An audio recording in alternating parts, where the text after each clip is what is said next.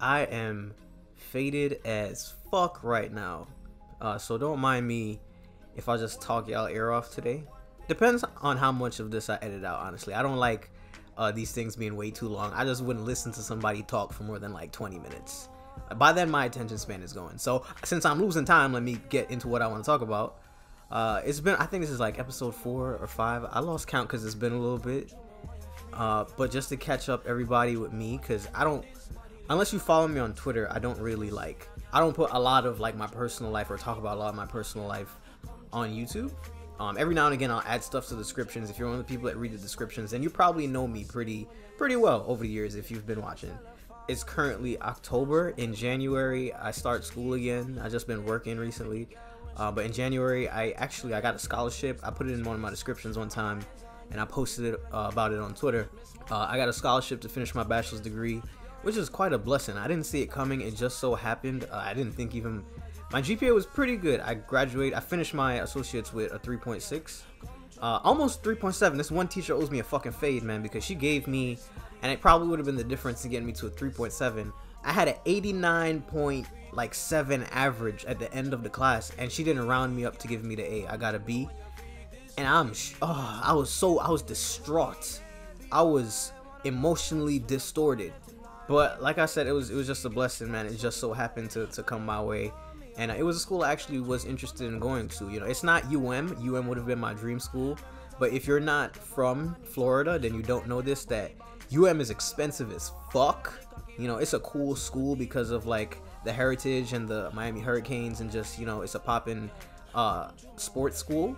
But yeah, just all the rich niggas with like Bumblebee Camaros and shit go there, bro, with the rich parents, and their parents probably went there. So that's like a legacy school. It's in like the heart of Miami though, right? And this gave me a thought because I am on YouTube. I binge watch my watch later. You know, I just add a bunch of shit to my watch later and watch it all when I have free time throughout the day. And over the summer, I was binge watching this channel called Love Live Serve. If you've never heard of them, they started the trend of the prank where you go in a library and just blast some really off the wall fucking music. What's the image in the back? I gotta be in between all this. Once you have the Google Drive.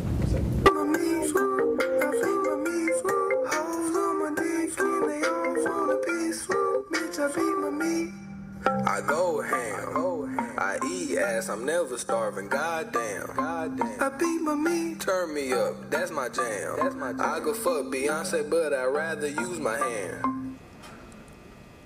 Run it down my vagina, run it down my vagina, slurp that dick till it come, slurp that dick till it come, slurp that dick till it come, smack my ass like the drum.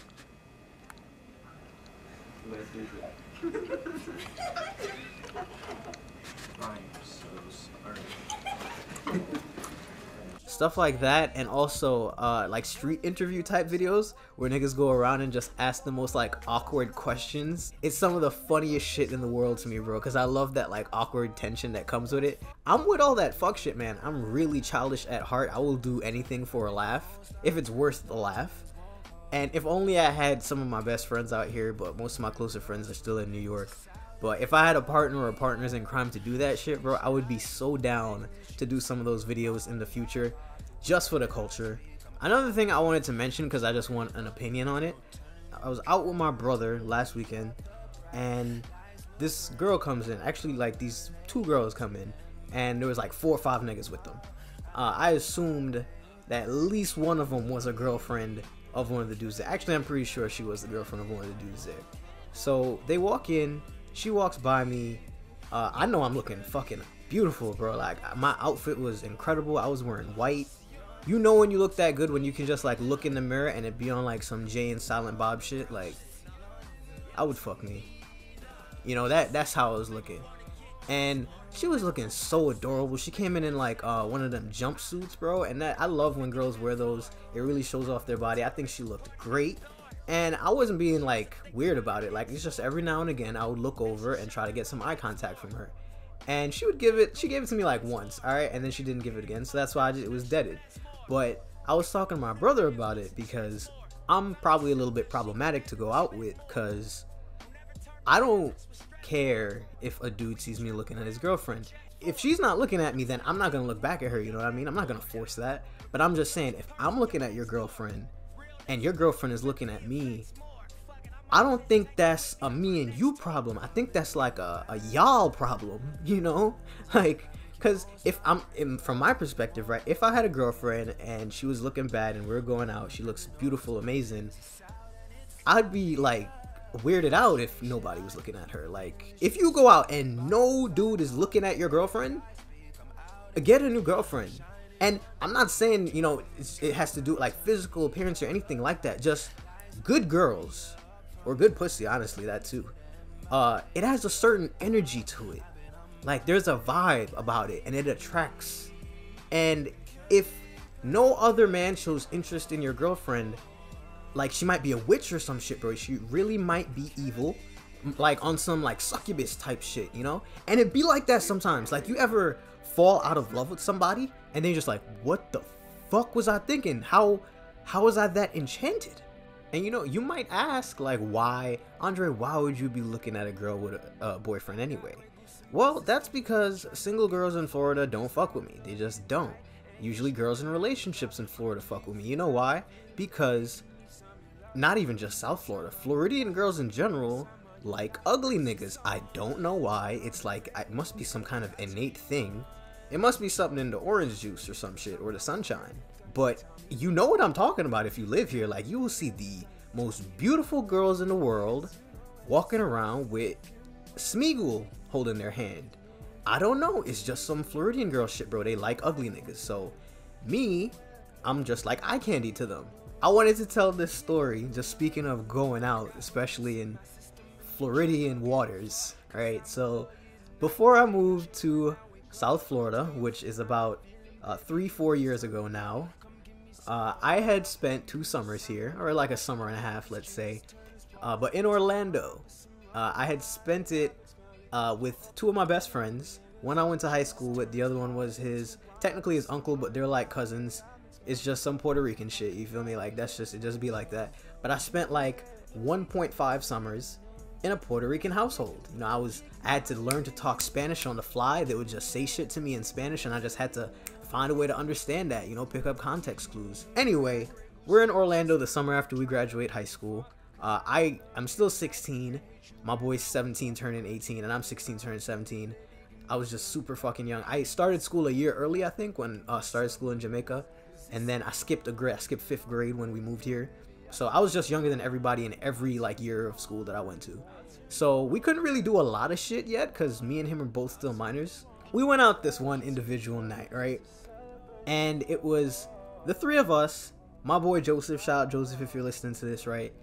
He had some of his friends. I guess we just went out with them because they were already going out that night. It wasn't me because we had just talked about the story in our group chat the other day, and that's why I wanted to tell it. My other best friend Justin, he was like, yo Dre, you remember when you got your girl taken by that nigga that could dance with his fingers? And I immediately remembered it wasn't me that liked that girl. I think it was our boy Joseph, right? I think it was Joseph, but he probably won't claim that shit to this day, but I think it was him. He had a crush on one of the girls that was in the group. It was like 2 or 3 other dudes and like 2 girls. So it was like late night already. I think we went to a hookah bar.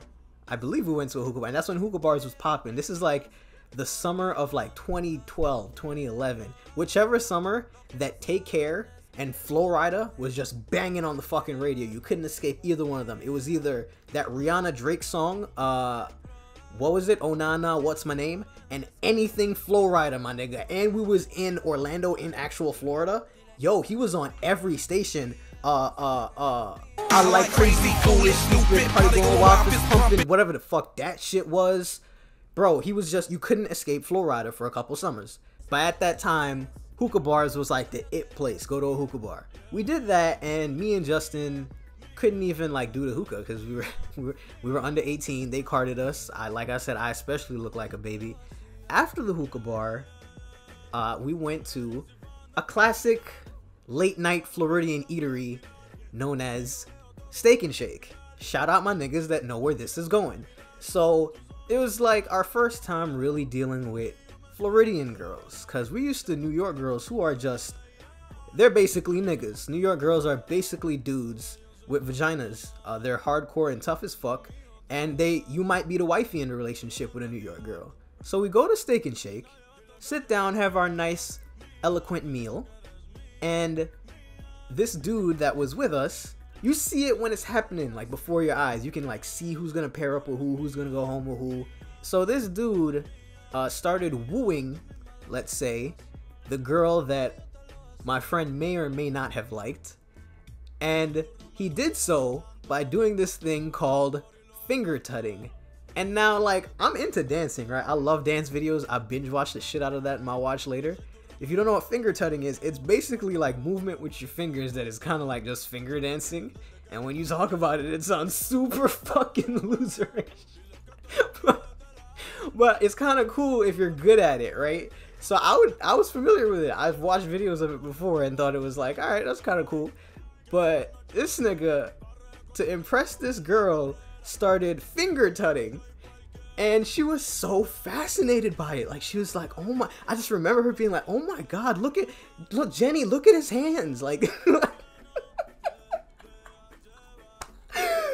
yo, she thought it was the coolest shit in the world, bro. All right, so after all of that, you know, it was like a mating dance. This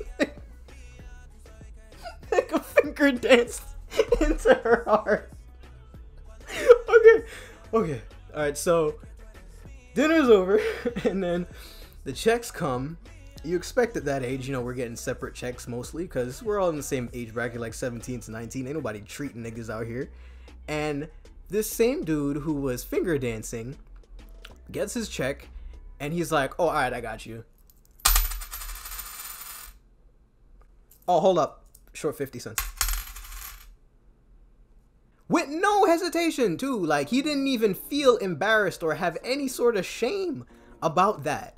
And you ever be out with, like, your best friends and y'all can make eye contact and just know that y'all have both acknowledged, like, what the fuck is going on? Because when we heard the change hit the table, me and Justin just looked up like, nigga, you see this shit? Nigga, I see this shit. Like, my son paid in change. Holy shit, to this day, that story, I hope he maybe sees this one day. Nigga, we still talk about you. That was incredible. And you know what the most funniest part about it was? She still went home with that nigga, man. Hopped up in that boy's Chevy and dipped. Oh my God. And that was, I guess, our first experience with Floridian girls. And I guess that's really how we gotta go, man. Just take them to a Steak and Shake. The basic ones, anyway. That's how it be, you know, that's that Floridian shit. Or maybe a Del Taco. That's another fine Floridian eatery. But it's just that night sums up Florida for me a little bit. Whew, okay. With all the fuckery aside, right, might as well finish it up now with some basketball talk. And it feel like it zipped by, really. I guess there was so much stuff that happened over the summer.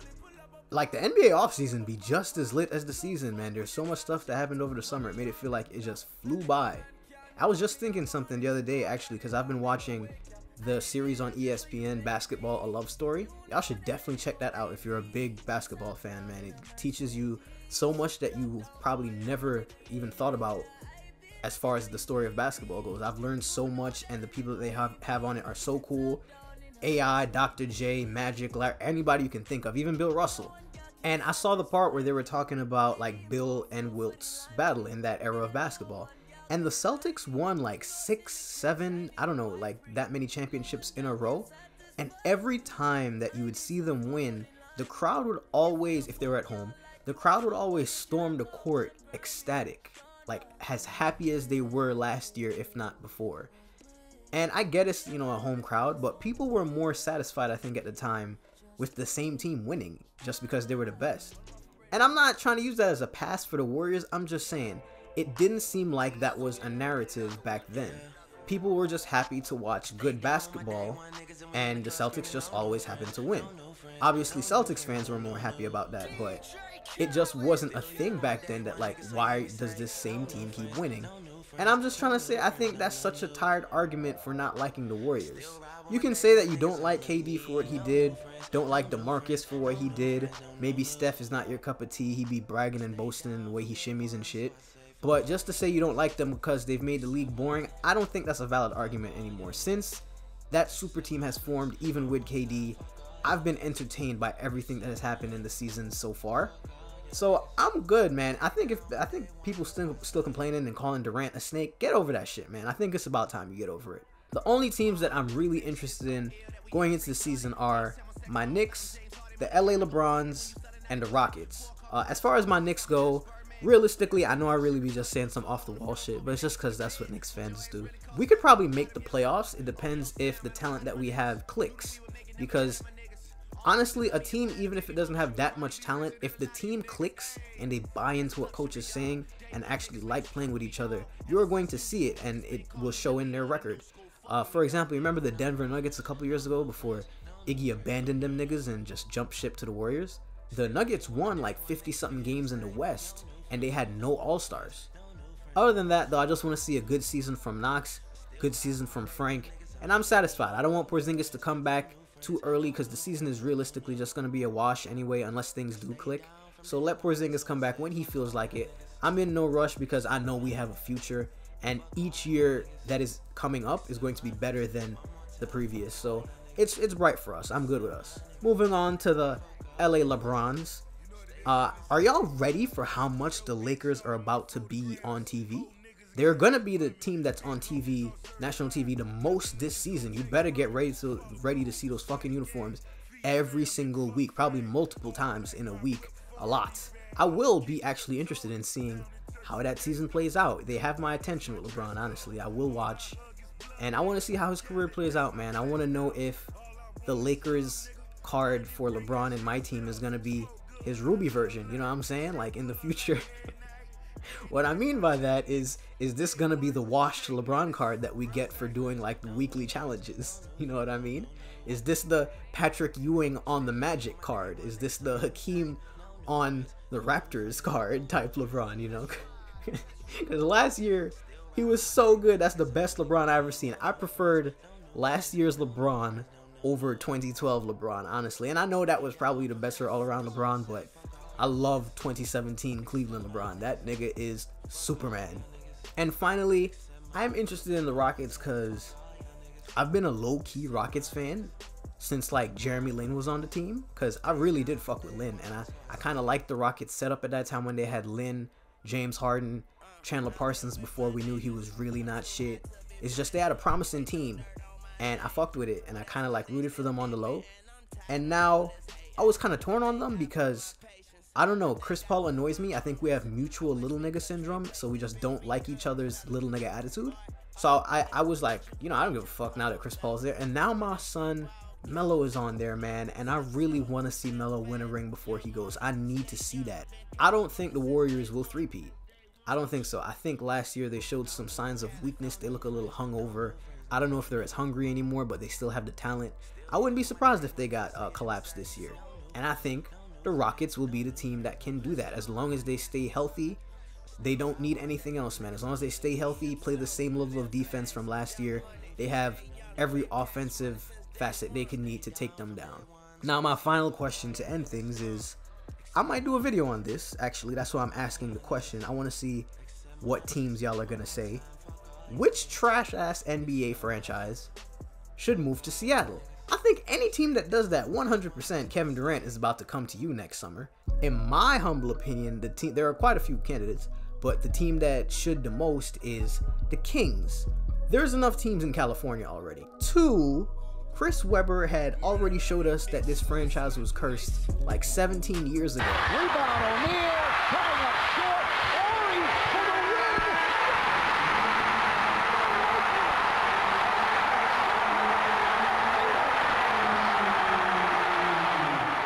win! And on top of that, how many fans do the Kings have really? I've never just seen someone call themselves a Kings fan. I know people that will watch the Kings or will want to watch the Kings, but not just claim the Kings. Nobody does that. I know more people that claim Denver. The Suns are another team that's pretty shitty and could just get the fuck.